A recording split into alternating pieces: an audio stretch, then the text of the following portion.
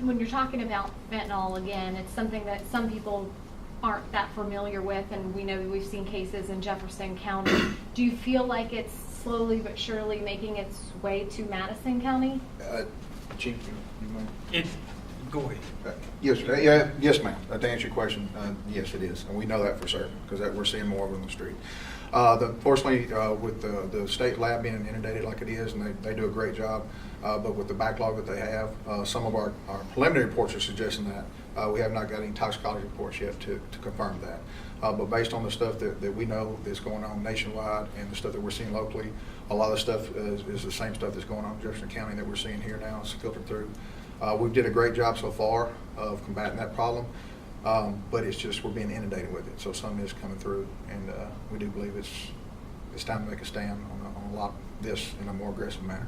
How do you do that? How do you make that stand? It's just with more enforcement, with more resources, bringing in the community as a whole, getting the word out that to educate the people, the youth, the ones that we're seeing that are being more affected by this than anything right now.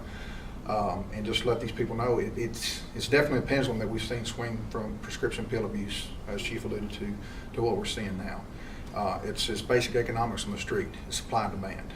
We've cracked down tougher laws, tougher penalties with the prescription pills and enforce, and it's turned out to be now the market for heroin because it mimics the same high, and they can see that and they can get it cheaper from what they can get the prescription drugs for now.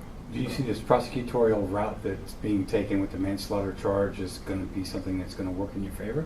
I would definitely think so. I would hope it would send a strong message to the people that are dealing drugs. Not only do you have to worry about the drug charges themselves now, but if you're an accomplice in a case where somebody dies, that you'll be charging that as well. Yes, sir. So let's not lose sight of the fact that we have 3 individuals here that are selling and providing an illegal narcotic that's combined with a controlled substance that makes a deadly combination, and somebody took it, they provided it to somebody, even if it was at their request, and they died as a result of this narcotic. So we look at it as they're being held accountable. It's against the law to sell heroin. It's against the law to dispense fentanyl without a prescription, and if you give it to somebody that you know that's going to take it, that's dealing drugs. And it's a very unfortunate incident, but we feel like we can't just let it go unaddressed. Maybe a person that is going to take some heroin or is using narcotics will say, I need to quit using narcotics because this could be a very deadly combination. If one person does that, then maybe we have accomplished part of our mission.